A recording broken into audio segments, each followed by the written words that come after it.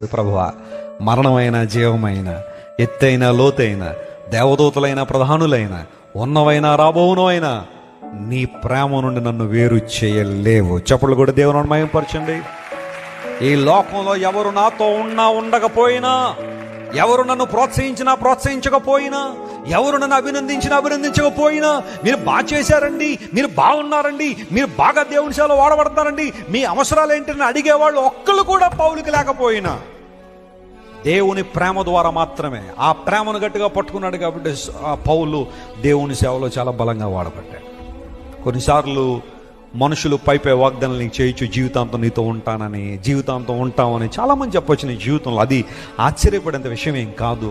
వాళ్ళు వదిలేసి వెళ్ళిపోయినా అది కూడా ఆశ్చర్యపడే విషయం కాదు. బట్ నేను గట్టిగా పట్టుకునే ప్రేమ అంటూ ఉంటే అది ఎవరి ప్రేమ? అది యేసయ్య ప్రేమ, అది దేవుని ప్రేమే. మనుషుల ప్రేమలకు అవధులున్నాయి, మనుషుల ప్రేమలకు షరతులున్నాయి, మనుషుల ప్రేమకు హద్దులున్నాయి. కానీ దేవుని ప్రేమకు ఏముండదు, హద్దులుండవు.